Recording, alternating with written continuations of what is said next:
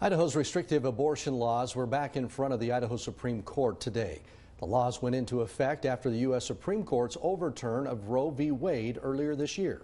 Now, for the second time, the justices heard oral arguments related to 3 lawsuits filed by Planned Parenthood. Idaho is also facing a federal lawsuit from the U.S. Department of Justice over the same laws. And another federal lawsuit was filed this week by the Satanic Temple.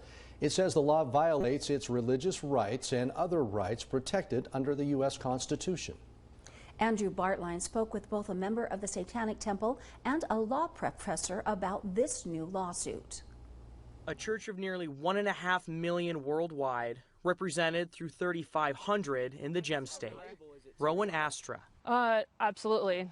Intrinsic. Is a devout follower, but her church likely runs contrary to the one in your neighborhood. I consider myself deeply religious in this matter. I'm just a Satanist. You understand calling yourself a Satanist probably isn't winning a lot of people over. Yeah, it's not necessarily a popular label, but it's the one that resonates. Not as a literal character or higher power from the Bible, Rowan says the Satanic Temple looks to Satan as a symbol. He's a figure of justice against, again, tyrannical authority that is God. Tyrannical authority, what do you mean by that? So for me, in my personal context, that would mean Christian theocracy.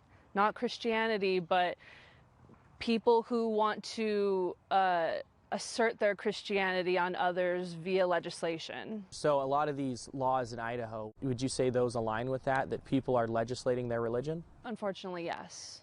Idaho's abortion laws restrict most abortion except for the case of rape or incest. The Satanic Temple filed a federal lawsuit against the state of Idaho in response. The lawsuit claims Idaho's laws violate the 5th, 13th, and 14th Amendments, along with Idaho's Exercise of Religious Freedom Act. Religious freedom in America protects all sorts of religions. Eugene Volokh is a law professor at UCLA. He says the Satanic Temple's arguments are valid like any other religion, but the temple has to prove their motivation is strictly religious. Religious claims don't have to make sense in any logical sense, nor do they have to be easily linked to Holy Scripture. It doesn't have to be reasonable, so long as it's sincerely believed. The lawsuit focuses on the satanic abortion ritual.